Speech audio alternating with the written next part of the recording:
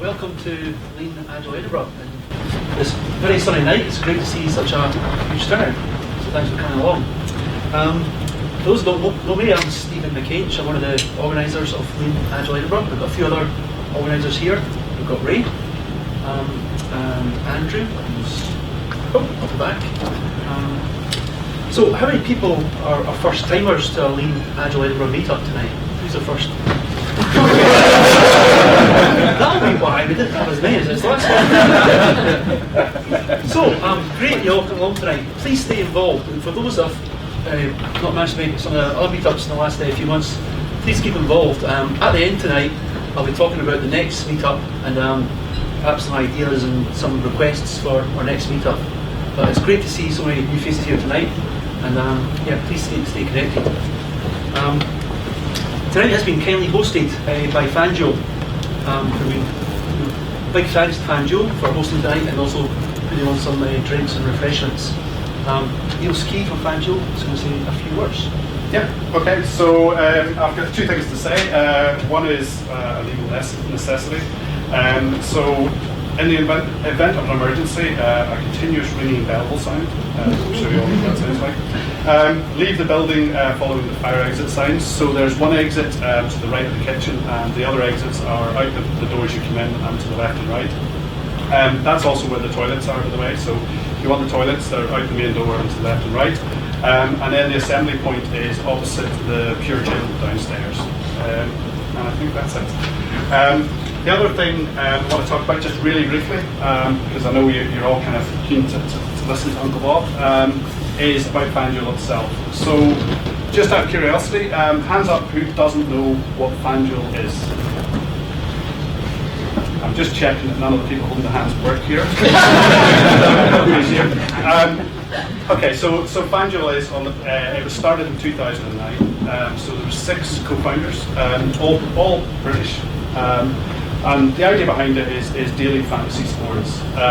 Fantasy sports are when you select a team, and then based on the appearance or the ability of those players in actual real life events, you score points, and so you measure up against other players. And the idea behind it is you enter competitions for small amounts of money, and you play against other players, and then there's different types of competitions, but the idea is that you can win money by playing these things. Engineering is all based in Edinburgh, Glasgow, primarily, and our product offices are our product people are all based in New York. Let's see, what else do we have? We also have offices in Orlando and LA. We have 6 million registered users and 4 million application app downloads. So our iOS and Android apps have been downloaded 4 million times. So we've got quite a lot of customers. What else do we have? An interesting statistic, we are one of Scotland's 2 unicorn companies. We're also one of this building's 2 unicorn companies. Incidentally, the other 4 are based in London. There's 4 in the 6 in the US, in the UK, and 4 of the other 4 are based in London. One of the questions that we kind of asked is how does what we do relate to Lean Agile? As we've grown, we've had a lot of hyper growth. We have some challenges and achieved some successes that sound really familiar. We have a release to live pipeline. So that's something that Lean Agile is always aiming towards, a really fast and efficiently release to live pipeline. In the last week, I'm going to ask this question for anybody who works at Fangio. How many releases do you think we've done? I know because I've actually done it. 40? Really close, 45. So we've done 45 application releases to production. I think that's pretty good. We do also have challenges. So we have challenges that are shared with everybody. So some of our major challenges, I'm sure people have their own views, but some of them are, for example, how do we organize work whenever we've got native apps and web platforms? How do we get our new features to release on those things at the same time? how do we balance our platform requirements against our product requirements? So, you know, we have a lot of internal technology that we use, and how do we balance the changes to that? Those are kind of things that we share. We also have some unique challenges. So, as I mentioned earlier, our engineering and product teams are 5 hours apart. That creates some kind of unique challenges. The other thing is that our games are based on American sports. So right now, it's NFL, NBA, ice hockey, and one other, I can't remember. None of those sports are played in this country. So it's quite interesting that we have a challenge where we play a product that some of the engineering team don't necessarily understand. We have some challenging scaling problems. So for example, we can go from fairly quiet traffic to selling out the equivalent of Wembley Stadium in a couple of minutes. All our stuff runs in the cloud, so that creates some kind of unique challenges there. And then the final one, if I could be so cheeky, is we're actually hiring as well. So the positions we have are, we're looking for a performance engineer, so someone to help us with those scaling challenges.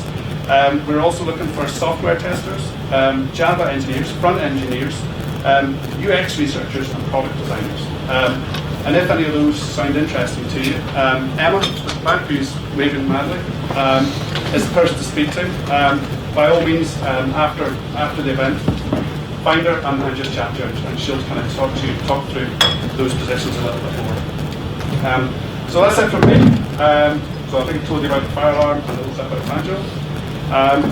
I'll hand you over to the main event now. Yeah. Thanks again, Niels. So, thank you, Niels, and thanks again to Banjo for hosting. I guess about just over a month ago, I asked Seb Rose, who's organising XP 2016, hey, do you think any of the speakers might want to come along and speak here tonight? Wasn't quite expecting Uncle Bob. And so I was very amazed and privileged that Uncle Bob's offered to speak here tonight. I could go into Bob's long history about helping us as developers, Agilists, improve with software engineering and Agile. Numerous publications, books on XP and clean code. Not to mention that small thing of co-authoring that Agile manifesto. He was there at Snowboard, Utah, and so on. First chairman of the Agile Alliance. List goes on. However, what I did know about Bob is that he's a very keen hill walker. So yesterday I met up with Bob at Pollock Hall and wanted to go for a little walk. And guess where we ended up? Top of the upper seat. And we're quite lucky. We dodged the rain. We got some nice views. Right, we're very, very privileged and grateful for Uncle Bob offering to speak here tonight. So please join me in welcoming Uncle Bob.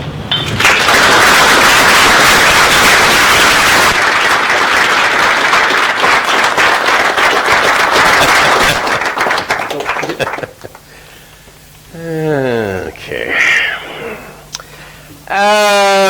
Let's see. There are two kinds of light bulbs in this room. One are these fluorescent light bulbs here, and the other is inside that projector, and that is an incandescent light bulb. What's the difference? Yes. One is burning and one is fluorescent, which is why they call that one a fluorescent bulb, and that one is called incandescent. And incandescent means, well, not quite burning. It's not burning because it's not consuming oxygen. But why does it give off heat? No, light. Why does that give off light? What makes an incandescent light bulb glow? Yes, it's hot in there. That's why. There's a little metal wire in there, and we run a lot of electricity through that wire, and that makes the wire hot. Why does running electricity through a metal wire make it hot? Resistance, good word. What's resistance? Why does running electricity through a resistive metal wire make the metal wire hot? Well, what is heat? What does it mean to be heat? Heat is energy, yes, but what kind of energy? It's a very specific kind of energy. Friction is a force that causes heat. What is heat? What does it mean when something is hot? It's moving. That is the answer. Heat is movement. It is the movement of molecules, and in particular, the vibration of those molecules. If I rub my hands together, the reason they get hot is because I am causing the molecules in my hand, they're bumping into each other. They're banging into each other, and that causes them to vibrate, and that vibration spreads through my skin, and they're all vibrating more and more, and that's what heat is. So apparently when I run electricity through a wire, it makes the molecules in that wire vibrate. Now, why would that be? Well, the electrons that I'm pumping through the wire are hopping from atom to atom to atom, but they don't hop perfectly. It requires a little kick to get them to hop, and that little kick gets translated into the atoms, and they all kind of shake as the electrons are moving around, and the wire gets hot. Fine. Why does it glow? Why do hot things glow? Pardon me. You are glowing right now in infrared. Your body temperature is high enough for you to emit a rather large amount of radiation, which you cannot see, but cameras can see it, which is why soldiers have those things and they can see, people in the dark and shoot them. Right? We can see infrared radiation. We cannot see infrared radiation, but we can detect it. You are emitting rather large quantities of it. A normal human being is emitting several hundred watts worth of infrared radiation, generally at any given time. So you are all little light bulbs that are glowing. But why is that a different color of light? How come that's white light coming off of there as opposed to infrared light? And why is it that a hot piece of metal, as it gets hotter, will start to glow red, and then yellow as it gets hotter and hotter, and then eventually white? What causes that? Why does temperature change the color of the light being emitted? And yes, I am going to get to the topic soon, but I want to finish this. So what is light? Well, light is electromagnetic radiation. Now, what does that mean? Electromagnetic radiation. If I take a charged particle, an electron, I'll hold it between my fingers here because I have a superpower. I'm going to hold this electron and I'm going to wiggle it. And what happens to the electric field around that electron as I wiggle it? Well, little waves of electric field will propagate away from the electron as I wiggle it. If I had another electron here, if I wiggled this one would start wiggling too. Why? Well, because as I moved it, it would repel that one, and then as I pulled it back, it would come back. And that influence travels in a wave. Electromagnetic waves, which are light, are simply the motion of electric particles. And when you get a bunch of atoms vibrating, well, they're all made of charged particles. And so those charged particles emit electromagnetic waves, which is light. Hot things glow because they're made of charged particles that are moving, and that creates electromagnetic waves that propagate away from them. That's the entire reason why hot things glow. And that's why you glow. And that's why the universe glows. Why does that glow? It's an entirely different thing. Completely different process, which I don't have time to go into. So, the talk I'm going to do tonight is called The Scribe's Oath. I have it in my pocket here. The Scribe's Oath. This is going to be a talk which will take us into the deep past, thousands of years into the deep past, and then it will take us into our own past of programmers and IT, and we will use that past to try and project where we are headed into the future. And I will leave you with a prediction and a possible solution to the dilemmas that we face. Scribes. In the deep, dark past, thousands of years ago, literacy, the ability to read and write, was confined to a small group of people called scribes. One of the reasons it was confined was that most people didn't have to know how to read and write because they were working in the fields, or they were hauling bricks up pyramids, or they were rowing boats, or something like that. There was no need for them to invest the immense amount of time required to learn this arcane business of scribbling symbols on papyrus to record information. On the other hand, civilization cannot exist without some kind of record keepers. Someone needs to write down rules and laws. More importantly, someone has to write down business transactions. And these people were the scribes. And the scribes were an elite class of people. The scribes wore special clothing to denote their status as a scribe. They lived in special places because only the scribes would live there. They sent their children to scribe schools to learn the art of literacy, to read and write. These people copied. There were no Xerox machines. They copied books. They copied records. They took dictation. Important people would speak and the scribes would write it down. They codified laws. Laws would be spoken by kings and rulers. The scribes would write the laws. You think maybe the scribes wrote the laws the way they wanted them to be? Oh no, sir, you actually said this. I can read it to you. The scribes kept records. The scribes could calculate. They knew how to do math. They could do accounting. Imagine how important these people were. You could not do anything without scribes. Nothing of a high civilization. Nothing happened in ancient civilization without scribes. Not laws, not commerce, not wars, nothing. Had to have scribes.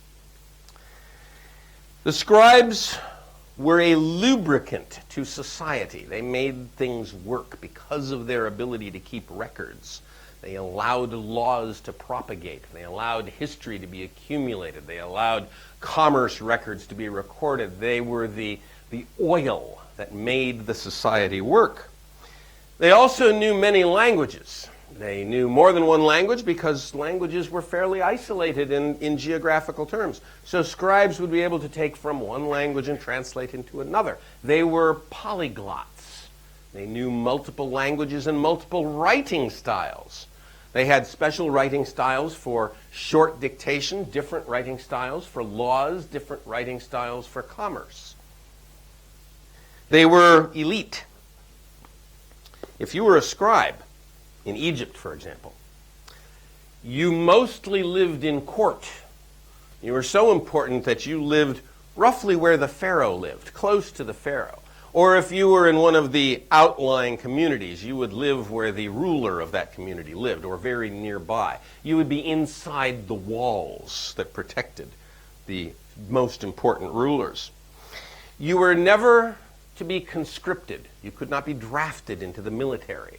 Your labor could never be conscripted by some other powerful being. You were protected by your particular patron. You were not required to do labor, lifting bricks, planting fields. You were a scribe. Your fingers need to be protected. And I like this one in particular. In Egypt, scribes were not required to pay taxes. I think they wrote that law in themselves. But I like that law. A little bit later, I'm going to come back to that law, but not just yet. The scribes were the middle managers, the scrum masters, if you will, the people who understood how to make teams work. They were the ones that rulers went to and said, I need X to happen, and the scribes would figure out a way to make this happen. They were trained from youth to be a scribe. It was an inherited position. Because of this, there was a lot of culture involved with the scribes. They had their own special handshakes and their own special clothing and their own special greetings and so on. They also had things of more substance. They were disciplined. They had particular disciplines when it came to their own skills. They had standards that they would not compromise. And they had an ethics that they would not breach. And everyone understood that this had to be the case, because if you did not trust the scribes, civilization would end. So the scribes held to a very high degree of trustworthiness. A scribe was a professional, perhaps one of the first. To give you an idea of just how disciplined these people were, I did a little research on Hebrew scribes. There were lots of different kinds of scribes. But Hebrew scribes were very interesting. One of their jobs was to copy the Torah, or copy the Holy Writ, the scriptures. And here's just an example of the kinds of ritual that they went through. First of all, they would write on animal skins only, because animal skins were long-lived. But they had an entire process for cleaning those skins and stretching those skins so that the skins would all be the same by the time they started writing on them. And it was a long, arduous process. They also had a special ritual for using those skins to bind the material, the books and the scrolls that they were making. When they wrote, and this is really interesting, they would write on a skin, but they would write never more than 60 lines down. Could be a little less, but not much less. And between 60 and 48.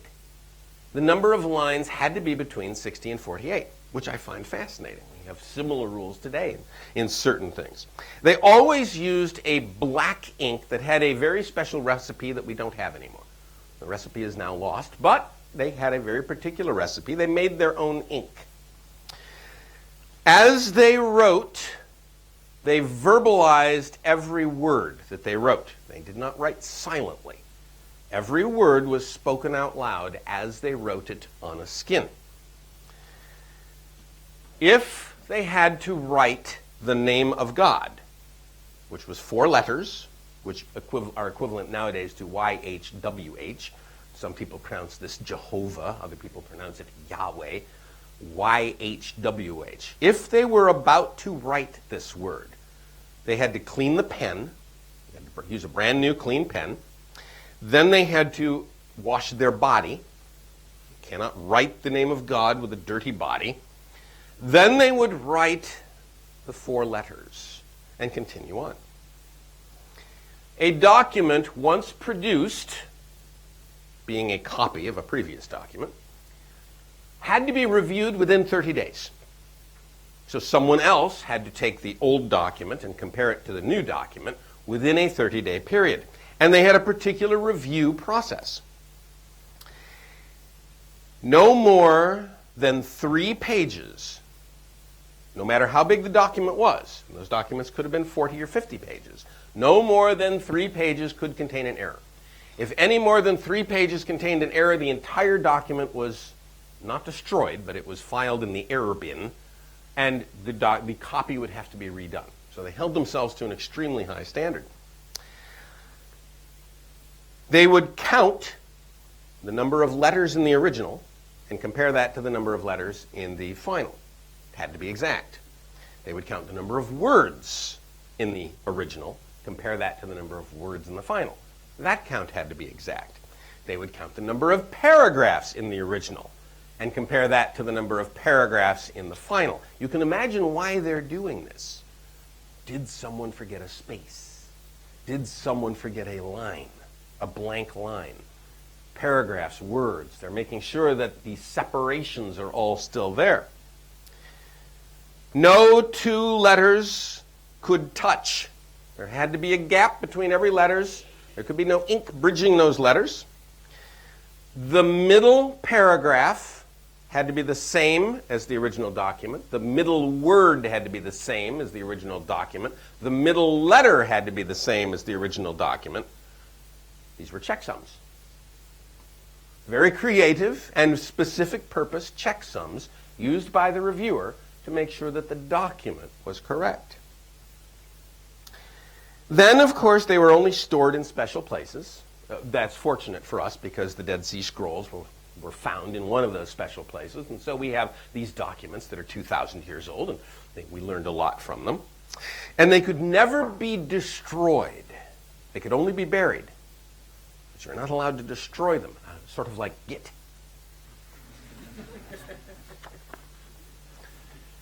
Now that was the scribe back then. But we are, interestingly, faced with a very similar situation today, because you and I are scribes of a different kind. We have a literacy of the computer. We know how to read and write code. This is not a common ability. Most people do not need to know how to read and write code. They live their lives just fine, not reading and writing code, and they're perfectly happy not reading and writing code. And when we get excited about code and try and show it to them, they close down. No, don't show me that. So we are scribes. We know this particular language or group of languages, and, oddly, civilization does not exist without us. A point that I will make later. But before I do, let's go back in time. Back in time to the very first real programmer. 1948. And now I'm not talking about Ada Lovelace, and I'm not talking about Charles Babbage. I'm talking about the first person to write a program on an electronic stored program computer, a program that you and I would recognize today as code. Although he wrote it in base 32 and wasn't symbolic in any sense, although still he wrote what we would consider now to be code, instructions written into the memory of a computer that computer then executed. The man's name was Alan Turing. You probably know that. The computer he did this on was built not too far from here. In 1948, it was called the Automated Computing Engine. It was one of the very first computers ever built, possibly the first. 1948. How many years ago was that? Okay, you can all do the math. 68. Did I get that math right? Did I do the subtraction correctly? 68 years? I think it's 68. Almost 7 decades. 7 decades ago, the number of programmers in the world was what? Now that's less than a person's lifetime. And in less than a person's lifetime, how many programmers are there today? More than 1 million, probably much more than 1 million. It depends on if you count the VBA programmers. But probably the number is in the hundreds of millions.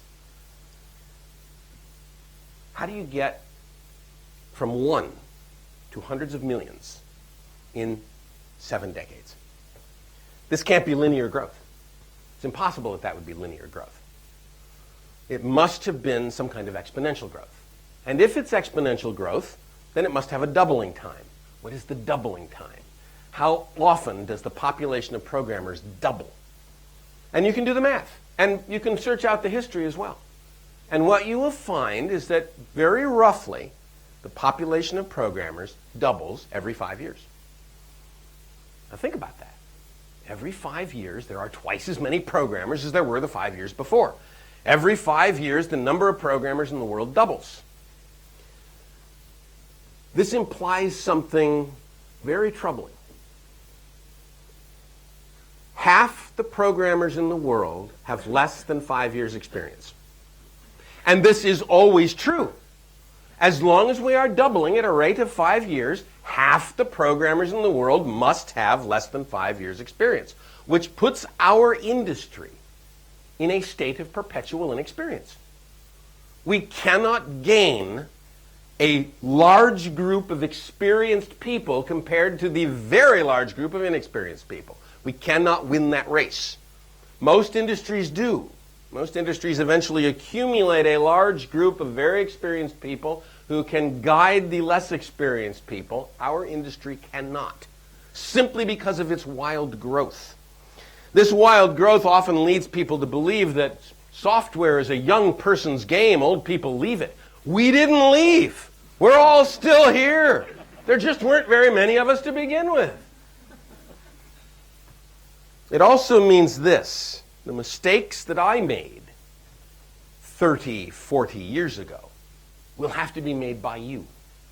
Because there's no one to stop those mistakes from getting made again and again and again. There aren't enough senior people to prevent the cascade of error that we have experienced over the last 70 years. This is a deep problem for our industry. But let's go forward in time from 1948 to the 1960s. Who were programmers in the 1960s? How many were there? If you use the doubling scheme, you'd think, well, gosh, in the 1960s there probably weren't more than somewhere between 10 and 100,000 programmers in the world. Which means that nobody knew one. There weren't any living next door to you, right? Because if you dilute the population of the world down to hundreds of thousands, you can scatter programmers with vast distances in between them. So most people had no idea what a programmer was. You use the word programmer in 1962 and they go, what? And the word software didn't exist. Programmer? Computer programmer. Oh, yeah. If you were interested in computers in the 1960s in school, you got beat up. Right? Oh, you're a geek. Beat them up. You got to cure them. So it was not a great time for me, because I was interested in computers roughly around the year 1964, when I learned a little bit about Boolean algebra, and I learned a little bit about languages like COBOL and PL1 and Fortran, and I managed to get a little book on PDP-8s and learn assembly language by 1968-ish time frame. Wasn't a great time for me because I was a geek. I was a nerd. I was one of those kids in school that everybody else thinks, eh. And every once in a while they'd beat me up. I learned martial arts. By the way, that works. 1970s, 10 years. 10 years on, how many programmers are there? Well, if we follow this doubling thing, there's probably 500,000. That seems about right. 500,000, maybe 1 million, something like that. There's a lot of programmers by 1970. And by this time, you started to see television commercials about computer programmers. I remember one in particular where it was, do you guys know who Mrs. Olson is? You know who Mrs. Olson, the Folgers coffee, Mrs. Olson would talk, oh yes, oh my goodness. The poor housewife. I can't make my husband a good cup of coffee. And Mrs. Olson would say, the problem is you're using the wrong coffee. You have to use Folgers. It's the most aromatic blend. So there was one particular commercial where the woman, the housewife, was trying to select Folgers coffee from the shelf, and a computer programmer, he was named as a computer programmer with a calculator and glasses and a pocket protector with pens in it, was doing the math saying, no, it's too expensive. And Mrs. Olson walked up and said, oh, but it's the most aromatic. That was just that commercial, so sorry. In the 1970s, we were weirdos. We were playing Pong. Anybody remember Pong in the bars, right? These strange, bizarre games that were electronic. They had TV sets in them, and you turn knobs, and you could sort of boop, boop, boop, play ping pong. 80s. In the 80s, how many programmers were there in the world? Probably 2 to 3 million. Maybe a little more than that. Maybe 4 million. A lot of programmers in the 80s. And we had a pretty good image. We ate Twinkies. Everybody knew we ate Twinkies, and we were kind of weird. But people began to recognize that this was a good career. The idea of being a computer programmer meant that you were probably going to make a lot of money. You'd have a good career. You'd be pretty well set for the rest of your life. It's a good career path. Probably you could get into management within 5 years, take over some company, and be filthy rich. So it was a good career path to get into in the 80s. And we saw lots of people entering the domain during that time. In the 90s, we saw programmers become villains. Does anybody remember Jurassic Park? Dennis Nedry, the programmer, the Twinkie-eating weirdo, who was also evil. We, programmers, had graduated to the point where Hollywood could reliably represent us to the world at large, not just as these oddballs, but we could be villains. We were significant enough to become true villains and be credible at it. People could believe, yeah, these programmers could really screw us over. That was an interesting moment. That was the 90s. How many programmers are there in the 90s? 10, 12, 15 million, maybe? Lots of programmers by then. Then came the 2000s. By this time, programmer was a household word. Probably most people knew at least one, probably knew more than one. They would live down the road from you. They'd be around. You'd run into them at a party and hear, oh my God, that guy's a programmer. Well, okay, cool. Well, I know some other programmers too. We began to see programs like The Big Bang Theory, where the geeks, they weren't necessarily programmers, although they talk a lot about programming on that show. They were kind of cuddly heroes, sort of, that you wouldn't necessarily want to know, but you do like to watch. The Matrix came out in this time frame. And a programmer was not only a hero, he was a savior. He was a demigod. And does anybody remember a horrible show called The Net with Sandra Bullock, right? Where the programmers were all working for the NSA or something like that. We had graduated to the point, we were so well known, that we could reliably be evil, we could reliably be cuddly, we could reliably be saviors. And people would understand, oh yeah, programmers, they're really powerful. They could build a matrix. I was at a bar in Amsterdam in 2015, 14, something like that. I had visited the Mojang folks, Minecraft. How many programmers were there in the world? By this time, hundreds of millions. I was sitting outside after I'd been lecturing them. And I was sitting outside at a beer garden in Amsterdam. We were just outside drinking. We were surrounded by a hedge, but people could see over the hedge. And a little kid runs up and out of the blue points at one of the Mojang programmers and says, "Are you Jeb?" Now, Jeb was the Twitter name for one of the programmers at Mojang, who happens to have striking red hair, and he's very recognizable. And his Twitter avatar shows an image of him that is pretty recognizable. So this kid tears up, "Are you Jeb?" He was an American kid, too, American black kid, right? Didn't live in Amsterdam. "Are you Jeb?" And Jeb says, "Yeah, I'm Jeb." "Oh, can I have your autograph?" Programmers have become childhood heroes. Imagine that. From geeks that got beat up to what our children aspire to become. That is how programmers have changed their image over the last 70, 60 years. But that was not the coup de grace.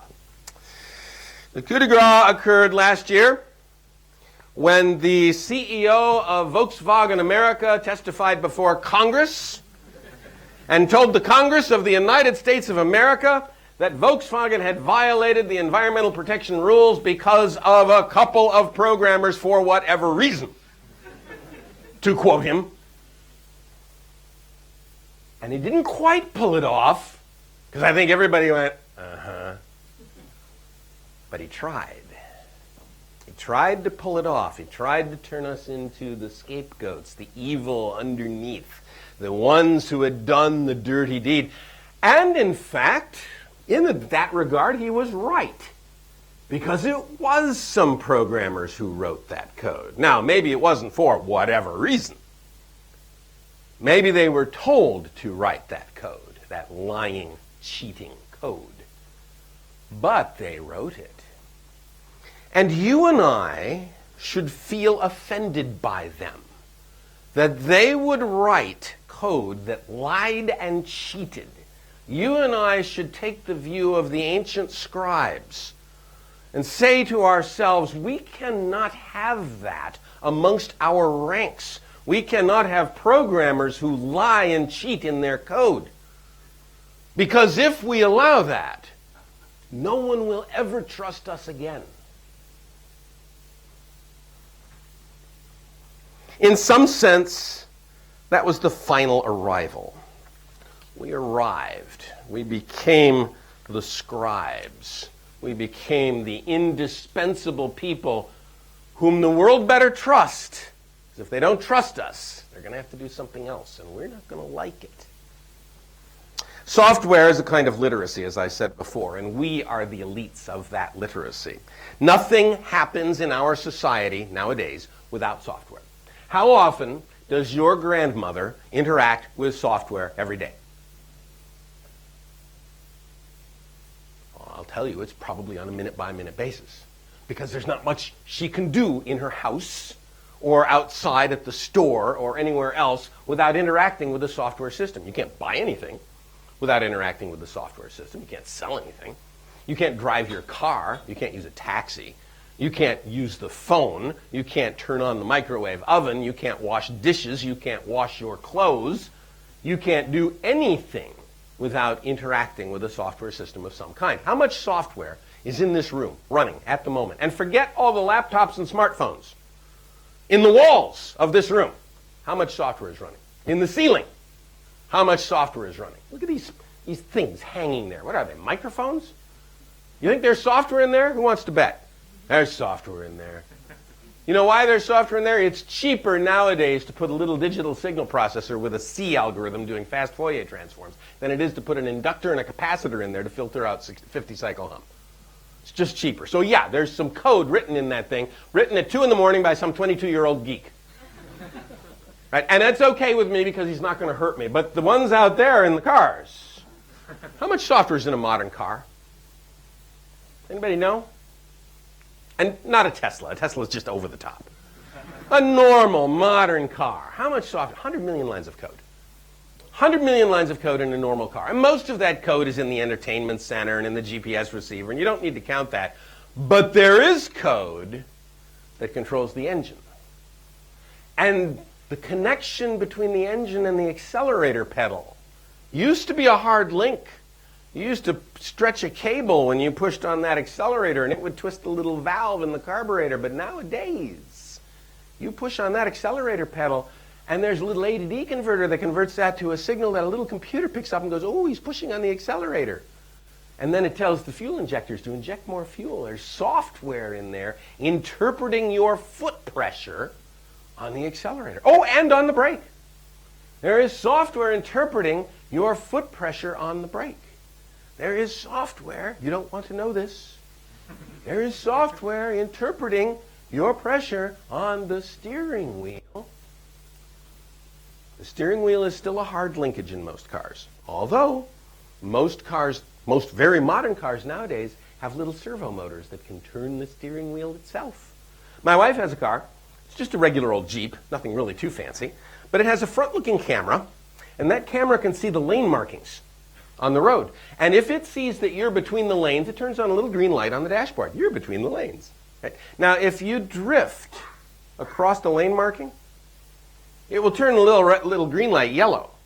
Say, hey, you're drifting across the lane markings. If you continue to drift, it will yank the steering wheel back.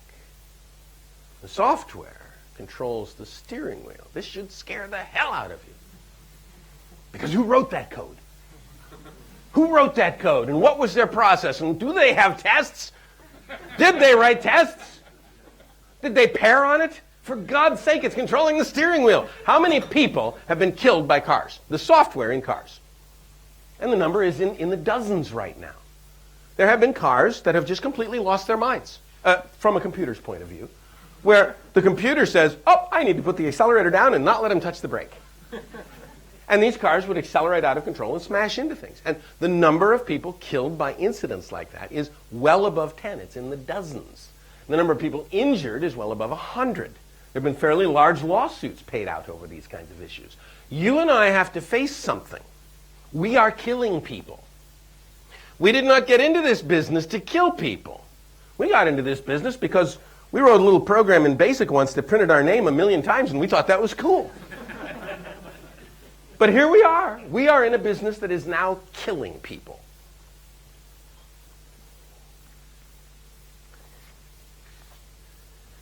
This puts us into an interesting position because we rule the world.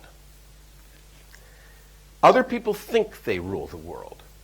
They hand the rules to us. We then write the rules that actually execute. And everything in our civilization is handled this way. We write the rules. We rule the world. And with that, I'd like to get back to this whole idea of no taxes. I think we have a certain amount of leverage there. Right? If we all banded together and say, no more code until no taxes, I think we'd win that one. I do. We rule the world. We are the modern day scribes. Nothing happens in our society without us. We are the lubricant that makes the civilization work. But where's the discipline? Those ancient scribes developed a discipline and an ethics, a morality, a set of standards. Where is that? Do we have that? The answer to that is no. We do not have the discipline. We do not have the ethics. We do not have moral standards. None of us rose up in righteous indignation when those two Volkswagen, was it two? Whatever those guys at Volkswagen broke the rules. We just kind of went, yeah, programmers will do that sometimes. No. Programmers will not do that sometimes. We, as a industry, as a profession, are going to have to start deciding some things. We're going to have to decide what our ethics is, what our moral standards are. We're going to have to draw a line that no one can cross, no matter what. No employer can make us cross it, no matter what. And these things need to be known, and they need to be loud. We need to establish disciplines that we all follow. Yes, it's been a wonderful 70 years where every programmer did whatever the hell they wanted. Those days have to come to an end. We need to establish some hard disciplines and hard standards that we all follow. And there's a reason we have to do this. We cannot call ourselves professionals without doing that. Because all professionals have that. All professionals have a set of standards, a set of ethics. In fact, that's what you expect from a professional. You expect a professional will have a set of moral standards that protect you from the power that they wield. Lawyers. You expect that lawyers have some kind of ethics. I know that's hard to believe, but you kind of expect that lawyers have a certain ethics that protect you from the immense power they have in their access to the legal system. You expect doctors to have an ethics that will protect you from their immense power to diddle around with your insides. And the world expects us to have a set of standards that protects them from the immense power that we wield over this civilization. No one quite gets this yet. We don't quite get this yet. The world doesn't quite get this yet. But it's not far away when the world does get it. I thought the world would get it on October 1st, 2013. And this may not mean so much to you as it means to me, but that was the day that healthcare.gov in the United States was turned on. The law, the healthcare law that has been so controversial in the United States. That law was duly passed by Congress, signed into law by the President of the United States. It said something ridiculous. It said that a certain software system had to be online on October 1st, 2013. It's stupid for a law to say something like that. Stupid for anybody to say something like that. This software system will be working on that date. You don't know anything about software, do you? No. But something interesting happened on October 1st, 2013. They turned it on. Now, there had to be guys, programmers, sitting in the back, hiding under their desks going, oh, they turned it on, didn't they? They really shouldn't have turned it on. This is not ready. But those programmers didn't stand up and say, you can't turn it on yet. None of them ran out to the newspapers and said, they shouldn't turn it on. Don't log in. Don't log in. All of your secure information will be available to hackers if you log in. They didn't say those things. And of course, it was a disaster. It was a debacle and very nearly derailed the law. The law could have gone down. It was just a hair's breadth. The law could have gone down because of programmers. I thought we were going to see the change then. And it almost happened for a very brief period. The President of the United States considered making the CTO a cabinet-level position. We could have had a Secretary of Software. And I see some wide eyes in the room, and yes, that is the right reaction, because what in hell would that person do?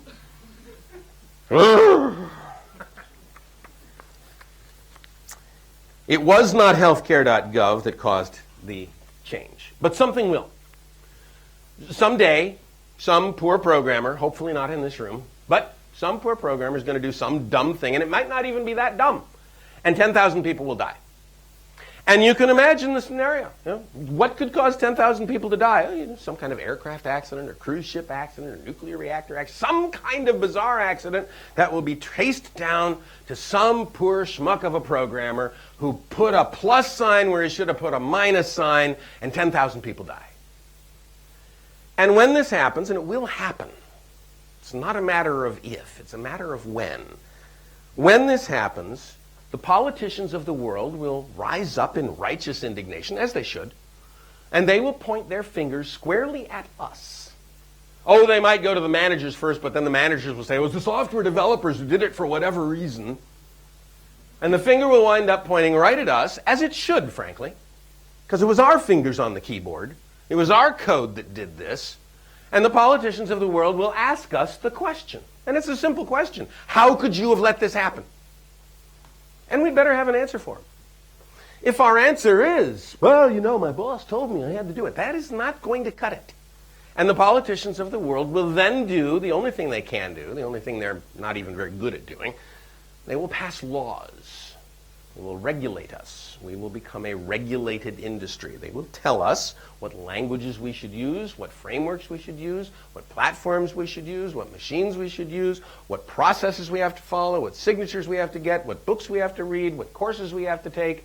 And all of this will become a matter of law. And that would be deeply, deeply unfortunate. How can we avoid it? Well, the way we avoid that is getting there first. This is what doctors did. Doctors knew this was coming back in the 1700s, 1600s, whenever. And doctors began to establish ethics and law, ethics and rules and standards. They came up with a body of people who could point to someone and say, that person is a doctor, that person is not a doctor. They could eject you from the ranks of doctor if you broke the rules. Lawyers did the same thing. Other professions did the same thing. They had a way of establishing rules and ethics. They had a way of enforcing those rules and ethics. We're going to probably have to do that too, because that's the only way we're going to avoid those rules being imposed upon us by the world. So we can get there first. We can say, these are the rules, these are the standards, these are how we enforce them. And then when the disaster occurs, because the disaster will occur, and the politicians point their finger at us and say, how could you have let this happen? We can say, this was an accident. Because look, here are the standards we enforce. These are the disciplines that we all adhere to. This is how we enforce those things. This accident was not due to our negligence. And right now we could not say that, because it would be due to our negligence.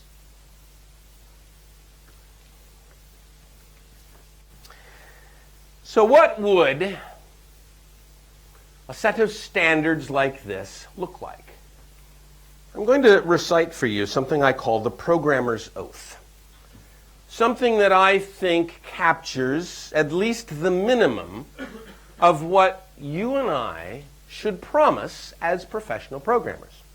And you may disagree with some of this, and you may agree with some of it. This is simply considered a first draft. I'm not going to try and force it on you. I don't have that kind of authority, but I do want you to consider it.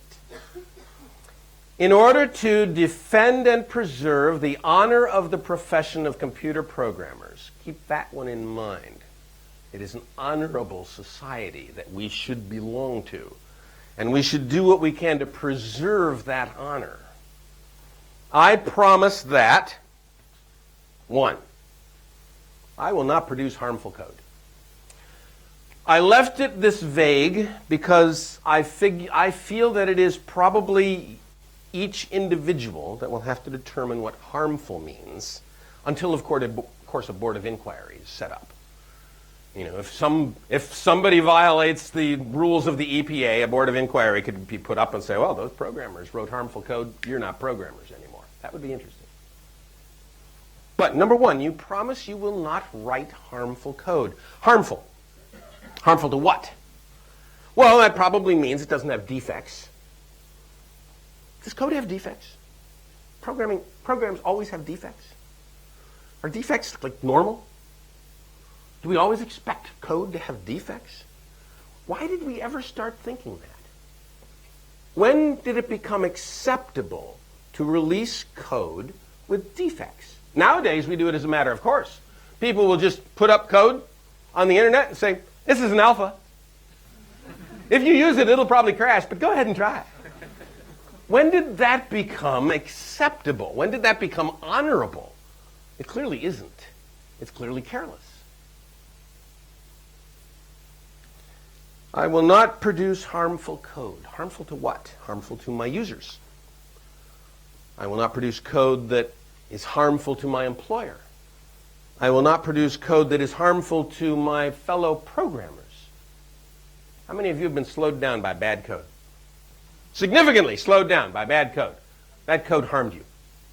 It harmed your employer. It harmed your users. I will not write harmful code covers a very large amount of ground. You write code, you have to remember that that code is going to affect everyone who ever sees it. Whether they are a programmer, whether they are a user, anyone who experiences the result of that code. Your code will affect them, and you cannot do harm to them. Which means that you're going to have a high degree of integrity about this code that you are writing. And you say to yourself, yeah, but I've got deadlines. There's nothing in here about deadlines. Nothing in here about promising to meet a deadline. By the way, promising to meet a deadline is stupid. Because you cannot promise. You cannot keep that promise. You may get lucky. But there's no way you can promise to meet a deadline. You can try. That's about the only thing you can do. And even that doesn't work very well. 2, the code that I produce will always be my best work. Anybody ever release code that was not their best work? Ever release code that you knew, this is kind of iffy, but the date's here, I'm going to ship it? It's a dishonorable thing to do. I will not knowingly release code that is defective either in behavior or in structure. Meaning that it is not defective in what it does, knowingly. It is not defective in what it does. But it is also not defective in how it is formed, what its structure is. It does not damage the design or architecture of the system. It does not contravene the rules that everyone else expects. It does not damage the behavior or the structure of the system. 3, I will provide with each release a quick, sure, and repeatable proof that every element of the code works. This is a fascinating promise. I promise, with every bit of code I release, to have accompanying it a quick, sure, and repeatable proof that the code works as it is supposed to. Imagine someone who is not a programmer hearing that. And they might go, well, of course. You mean you don't? Imagine your employer who knows nothing about software hearing that and going, wait, you mean they're not? Well, then how does it work? Well, they don't know either. The idea of supplying a proof that your software does what it is supposed to do is so obvious, and yet it's completely absent from what most of us do. I like the words quick, sure, and repeatable. I should be able to demonstrate to anyone on a moment's notice that my code works. That the code I wrote works. Someone comes to me and challenges me and says, what about this scenario? Bam. I should be able to demonstrate. Works for that scenario. And I should be able to do that over and over and over again, and I should be able to do it at 30,000 feet over the Atlantic, sipping a gin and tonic.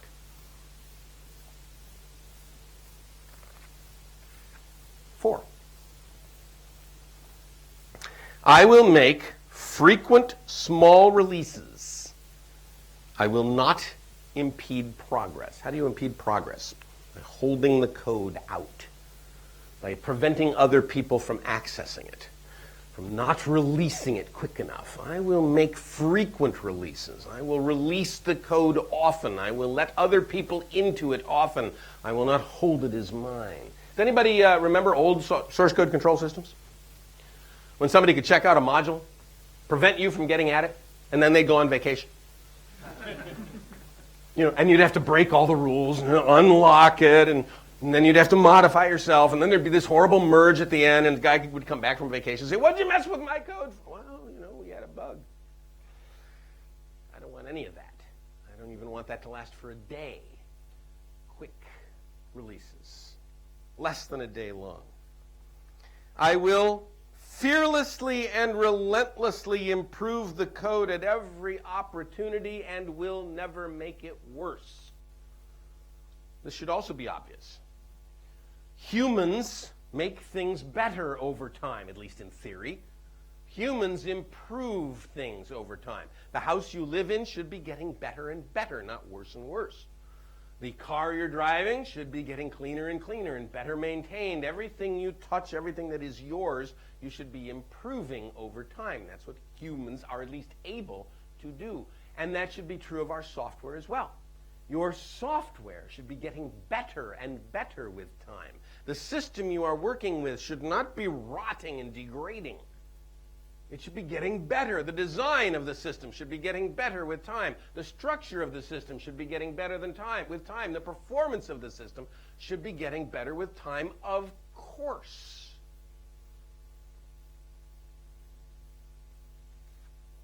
Code rots.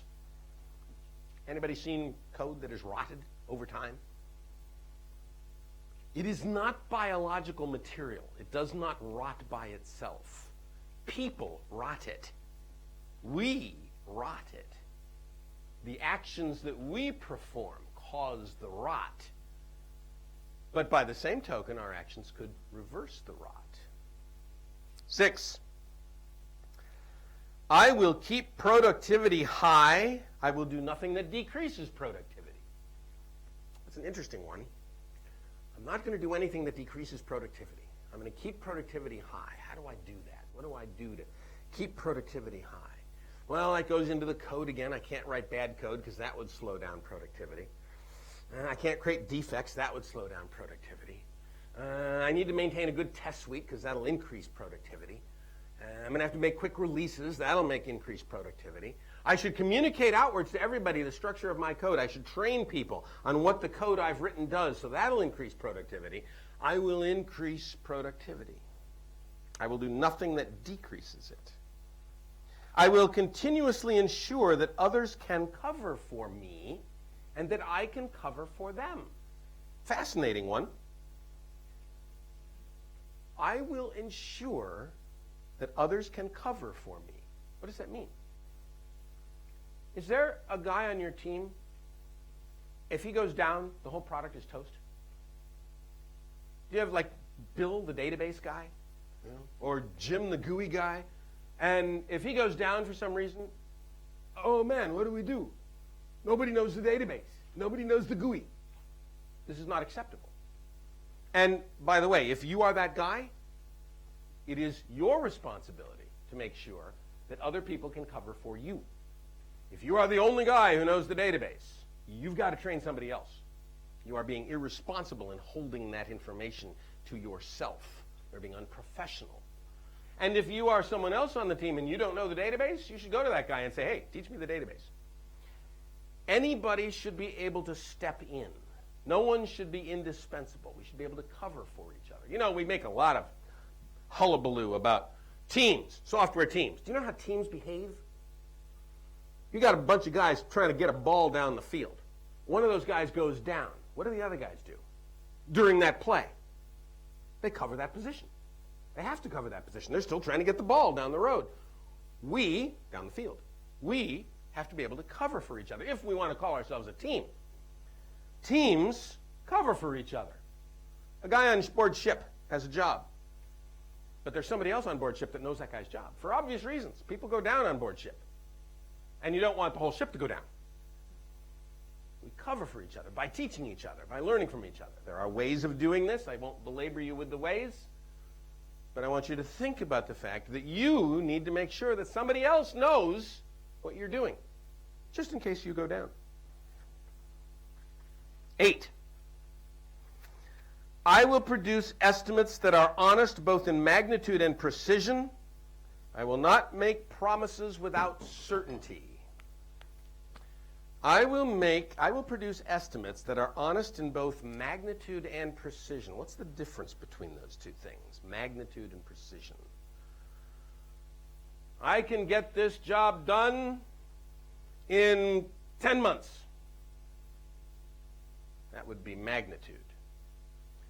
I will get this job done on January 1st at 3:16 p.m. That would be precision. I will make estimates that are accurate in both magnitude and precision. How can you do that? How can you do that? How can you estimate in both magnitude and precision? And there's a simple way. You have to recognize that the magnitude you can get sort of right, and the precision you're going to be completely lost at. So I can accomplish this by giving my employers 3 numbers. They ask me, how long is it going to take you to do X? Oh, X, that's a tough one. Probably it will take me 4 days. Probably. But if everything goes perfectly, I eat the right breakfast cereal every day, and I don't get into a fight with my wife, and all my coworkers are really polite to me, and there aren't any meetings or stupid things I have to do, I could probably get it done in 3 days. But if everything goes wrong, short of nuclear war, it might take me 10. Now that's a very interesting estimate. It's a very honest estimate because it provides this envelope of probability. And the way we do this in a formal terms is we say we use the 95% confidence bars. We say we have a 95% confidence that if everything goes right, 3 days. And we have a 95% confidence that if everything goes wrong, 10 days. And in the middle, 4 days. That would be an interesting estimate to make. And what you are communicating then to your employers or your stakeholders is, I don't know. I don't know how long it's going to take, but it's going to probably between these 2 bars. I think I can probably get it done during that. And they will come back at you and say, that's not good enough. I need a number. Give me a number. And you have to say, I don't have a number. Because here's where you have to get honest. And the honesty is you don't know. You don't know. You can't tell them, oh yeah, I'll get this done by Friday. Don't worry about it. You can't say that. So you have to be honest about your level of uncertainty. And they're not going to like it. They want you to be certain. Of course they want you to be certain.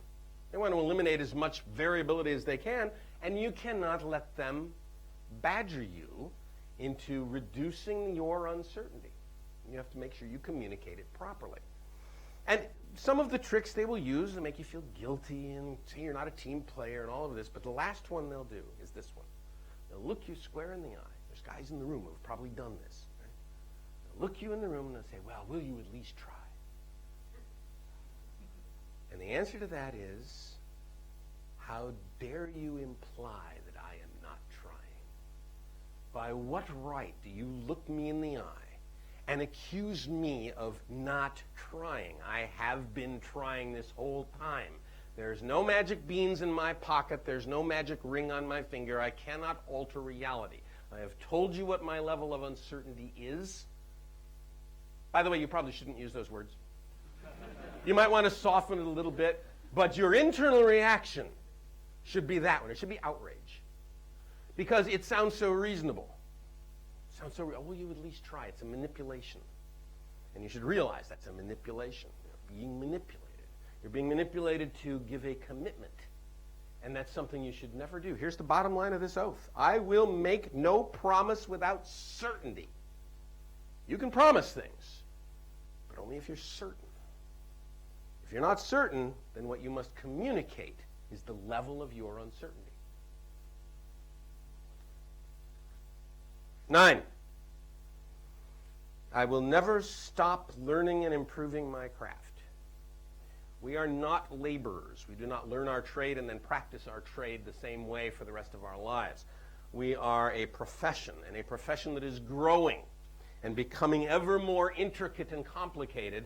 We have to keep learning, and we have to keep learning at a rate that is equivalent to the kind of learning that doctors and lawyers have to do to keep up with what their skills are. So you are responsible for making sure that you continue learning. And how do you do that? Well, one thing is, don't depend on your employer. Your employer is not going to take care of your career for you. Those of us who have tried that have discovered just how really ridiculous that idea is. Now, you may work for an employer who's very good to your career. Good. Take advantage of that. That's fine, but never depend upon it, because this is your career. So if your employer does not want to send you to a conference and you think it's important for you to go to that conference, go to the conference. Pay for it yourself. If your employer doesn't want to send you to a training class and you think it's important for you to go to that training class, go to the training class. Pay for it yourself. Take some responsibility for your own career. How much time should you spend at this? My rule of thumb is that to keep up in this industry probably requires about 20 hours a week. 20 hours of study, 20 hours of experiment and study and goofing around and playing around. And of course, you owe your employer about 40. So that means you're going to be doing this for about 60 hours a week. And that's just what you're going to have to do if you want to keep up in this career, in this craft. And by the way, I know some of you are sitting there and thinking, I've got a life, I've got a family, I can't do that. Okay, maybe you've got the wrong career. Imagine you go to a doctor. Which doctor are you going to go to? The one that puts in 40 hours at the office and then goes home and watches sports? Or the one that goes home and cracks open the books? You get sued. You need a lawyer. Which lawyer are you going to go to? The one who's sharp and on top of it, knows all the current laws? Or the guy who goes into court, does a 40-hour week, goes home? That's the kind of profession we are in. We are not laborers. We are professionals. Professionals put in time on their own career.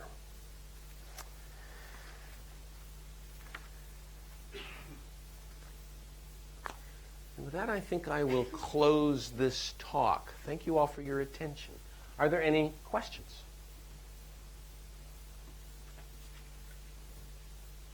Having shut everyone down. Yes, in the back. Yes. You agree with what I say. Excellent. You're a smart person. I had a situation where I was asked to release untested code. You were asked to release untested code. I'm threatened with a sack if I didn't. And threatened with the sack if you didn't. And I refused, and I wasn't sacked. Yep. But I left. You refused. You were not sacked until later. No, I left. Oh, you left. Okay. You weren't sacked, you left. You refused, you weren't sacked, you left. Yes, okay. Well, probably you should have left because that was an unethical thing for them to ask you to do. You recognized that, so you refused. They didn't fire you because it was an empty bluff. But then you thought, I don't want to work for people who are going to threaten to fire me. Well, I mean, I've worked in companies that worked on safety critical systems, and they're required to have certain numbers of chartered engineers, chartered software engineers. So there's already a requirement for a certain level of education. One would hope. Although, frankly, most programmers are self-taught. How many of you taught yourself to program and then went to school? And what they taught you in school was interesting, but you knew it already. And the professor was wrong in half the things he said anyway. And didn't teach you the critical things you needed to know, like test-driven development, pair programming, continuous continuous integration. Most of us have learned it by ourselves. Software is one of those things that we are not taught so much as we experience when we're young. And then we learn it ourselves, and then we get taught later, but unfortunately the universities are not up to speed. And why is that? Probably because the professors have never held a job writing code. And so what do they know about our daily life? Probably not so much. There are a few exceptions to that rule, but not many. Sorry, go ahead. Next question, if any. Yep, in the back. Sorry, there are initiatives underway here in the UK to sort of create professionals with BCS. Yes. So how come those are not gaining any traction? So the question was, there are efforts away in the UK to create a profession, and the BCS, the British Computer Society, is one of those. Why doesn't this gain traction? And the same is true in the United States. There are places where people talk about this idea of a profession and so on. It doesn't gain traction, I believe, because most of us don't want this. We don't want an American Medical Association. We don't want a professional association that can kick us out of the ranks. We don't want the rules. We're used to being without rules. It's nice to be without rules. It's nice to have nobody looking over our shoulder. It's nice. And so I think mostly it is we, programmers, who have rejected this idea of professionalism. And eventually, if we continue that rejection, then it will be imposed upon us. Because we are too dangerous now. And society, once they recognize that, once society recognizes the danger of all these crazy programmers out there who can do anything they want, they're probably going to impose some rules. It would be good of us, wise of us, to get there first. Will we get there first? I don't know. I'm doubtful. But I hope so. Yeah.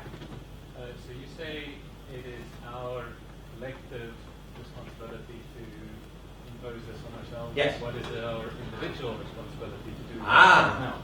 How does a collective impose responsibility on an individual that does not want to take it? And the answer to that is collective can't. The individuals must impose the rules on themselves first, and then aggregate, group together, a group of people. Maybe you like these rules here. Maybe you like the rules that I just quoted you. Maybe you don't. Maybe you like some other rules. Great, write them down. Get a group of people who make the oath. Yes, I will follow these rules. Aggregate them together. This is what happens. You get guilds this way. You get smaller groups this way. And we have some in the United States, and we have some in different countries where people have banded together and sworn to uphold certain standards. Maybe if we get enough of those, the bubbles between them can begin to pop and we'll get a larger one. I don't know. I think that would be interesting. But don't know for sure. Anybody else? Yep. Why do you think software engineers have never developed unions in the same way that other professions like doctors have developed unions? Stand up against employers who tell you to release untested code. It's extremely interesting that you say that. In the United States, there's no doctors union. Oh.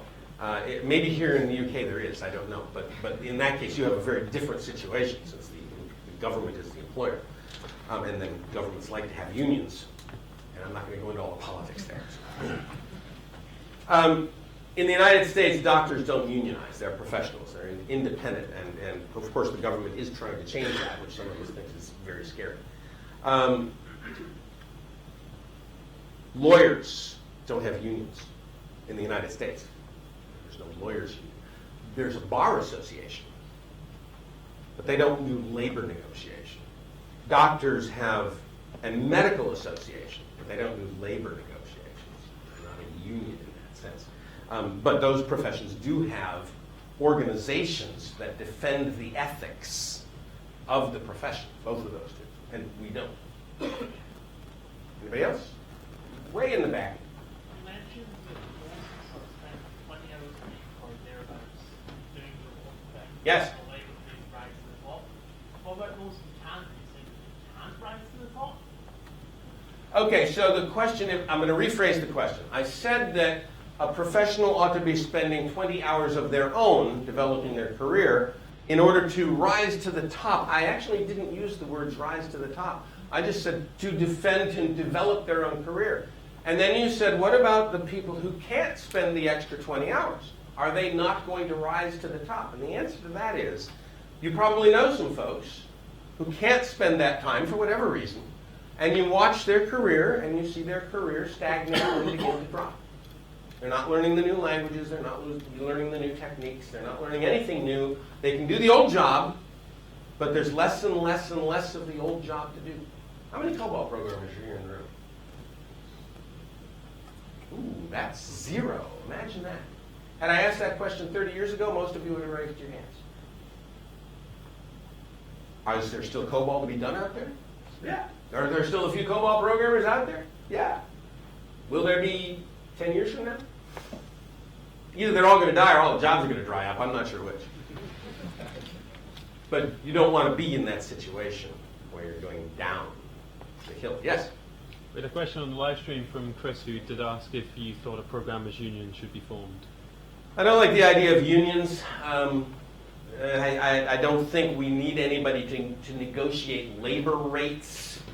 But I do think a professional organization should be formed, similar to the bar, similar to the medical associations, that guarantee some kind of licensing firm or licensing bureau, something that we would all pay into a small dues.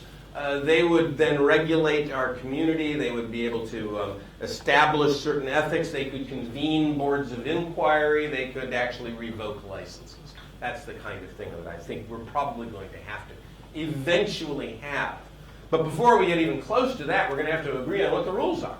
What is the ethics? What are the rules? This little oath that I put in, is that what we want or is it something else? That'll have to be decided, and then we can figure out how we're going to govern it. Yep, in the back, blue shirt. I think any developer starting off their career listening to what you're saying tonight would think, great, I'm going to sign up for that. Every medical student's heard of the Hippocratic Oath. They know they're going to sign up to that code of ethics at some point. So is there some sort of grassroots movement? Is there some way of getting out this message just now? And it might not be formalising this in rules, but is there some way of just saying, giving this a name, putting it out there like the Agile Manifesto and allowing people to say, yep, I'm that? So there has been for a long time. It was the Agile Manifesto at first. If you read the Agile Manifesto, you will find the shadows of what I just read you pretty well explained in the principles of Agile. You'll also find it in something called the Craftsmanship Manifesto, Software Craftsmanship Manifesto, which is an addition to the Agile Manifesto, an adjunct, which goes further and names the principles that we think are appropriate to craftsmanship. There is no oath in either of them, nothing nearly as clear as these 9 rules that I just described to you, but you'll see the shadows of them there. And yes, of course, there are people who have signed up to that whole way of thinking all over the world. First off, thank you for the talk. Sure. The question is, what are your thoughts on problems around sustainability and free and open source software communities? So what are my thoughts on sustainability? Yeah, or like the problems around it. Because you mentioned in your that we all should have ethics as programmers and should be responsible for our own code. The problem I see is that most of our world actually relies on volunteers' work. So people spend their spare time on software that's used by big corporations, well-funded corporations, but no one can actually take responsibility for. You just put the code to somewhere to the open and people use it. And so, what are your thoughts on that? Okay, so this is open source. People working in open source communities. Who's responsible for that code? Who can take responsibility? You got 1,000 different people contributing to some open source project. How can any one programmer be said to take responsibility? And of course, one can.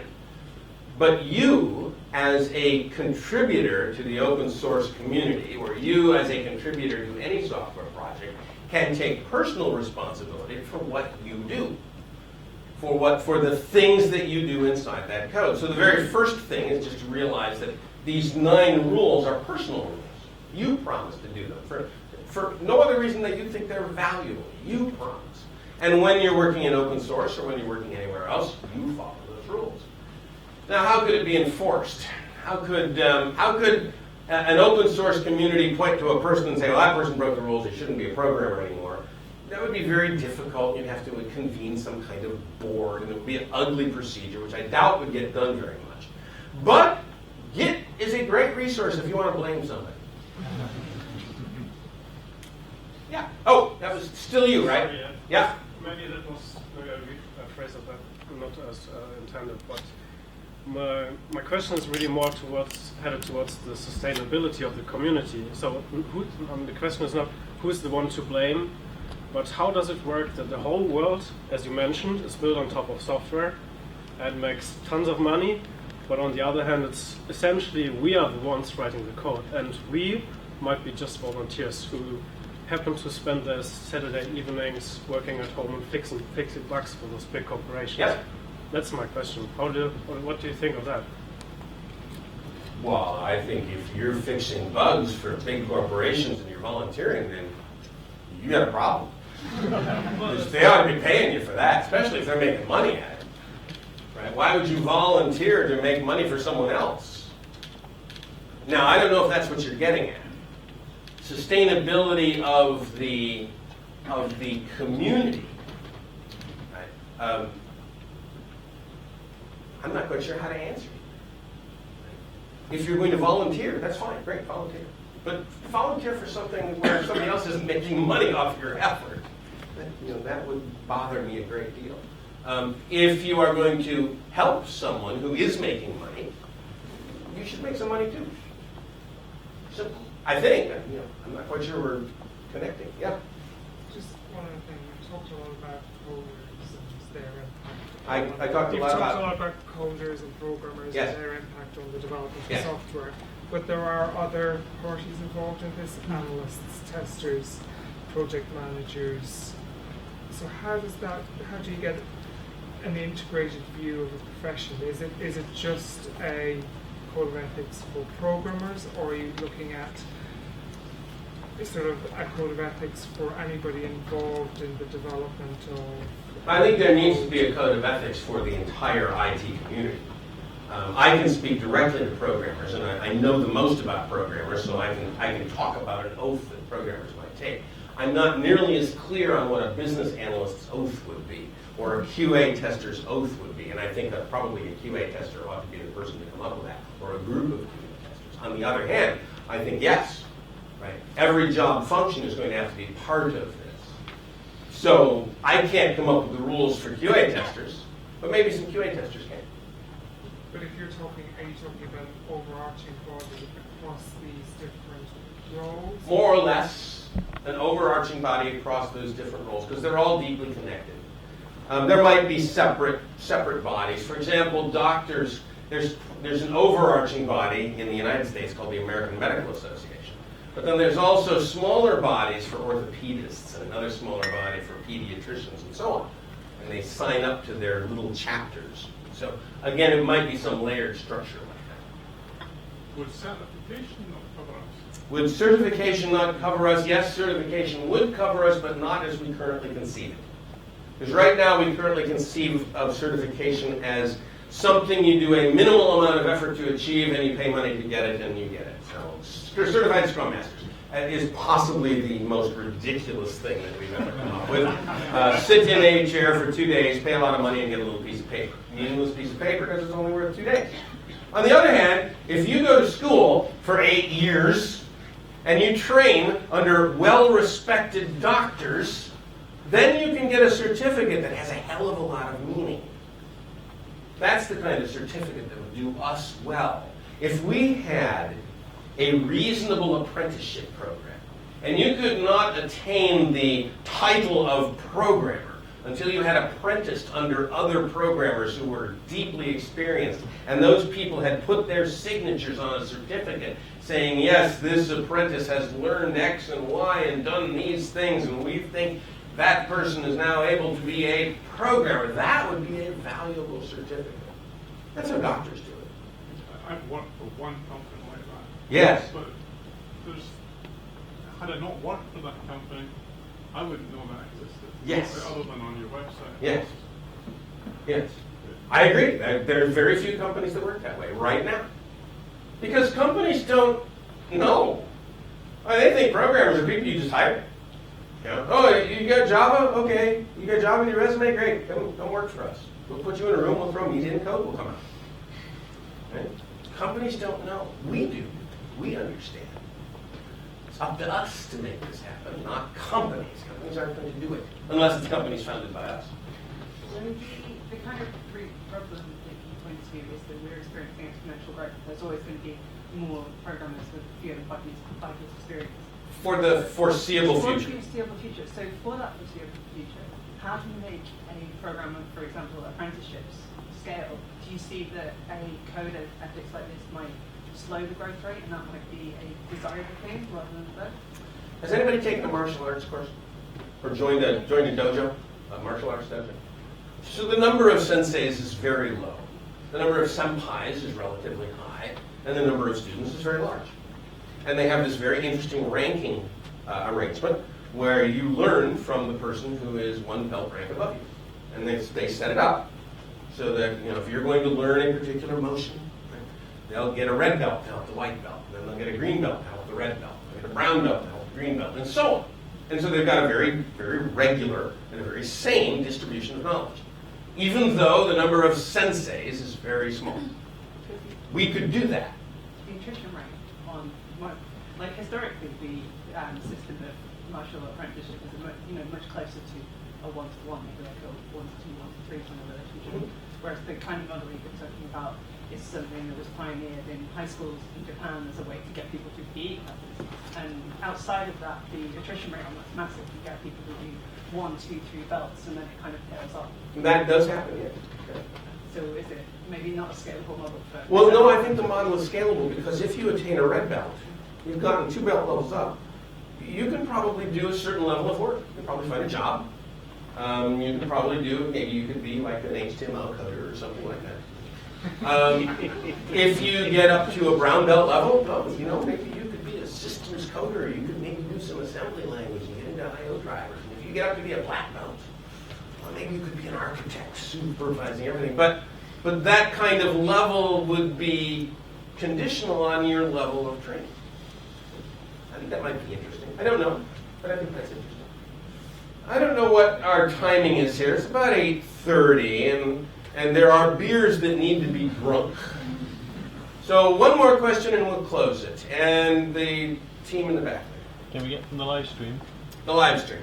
There's a question from Richard. How do you get managers and non-technical management on board with the programmer's oath when you're met with resistance? How do you get managers involved?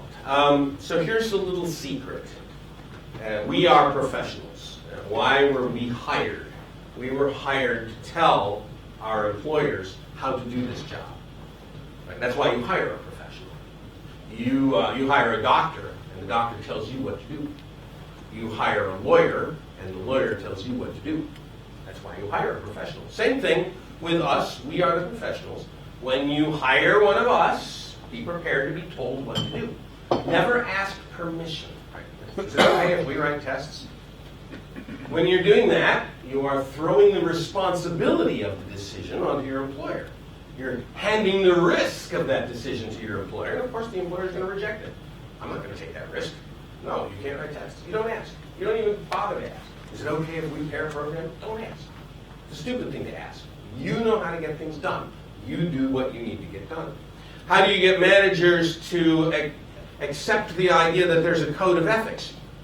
You force them to accept it by refusing to violate the code of ethics, period. Manager, like the guy back there, manager says, you must do this, and you say, no.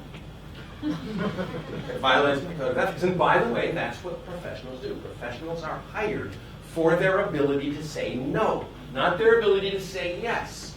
A professional knows how to keep you out of trouble. You go to a doctor, you say, I got a pain right here. It really hurts. The doctor, pokes and prods, takes your temperature, and he looks at you in the eye and says, well, it's your appendix, it's got to come out.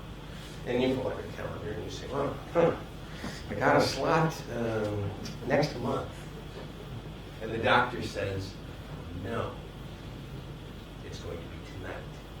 Oh, it's entirely unreasonable. I've got things I got to do. Can you give me a pill to kill the pain? I'll live with it for a few weeks and then I'll come in. And the doctor says, no, because there won't be a tomorrow if we don't do this tonight.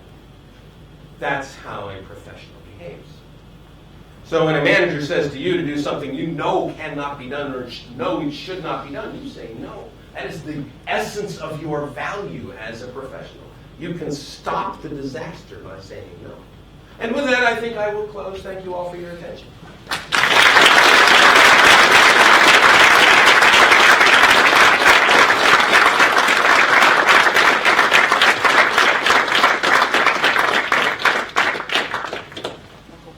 Thank you very much for that talk. 95% certain you'll like this. 95% certain I will like it. A big thank you for I think I will like it. Thank you so much. You're welcome. That's great. Thank you again.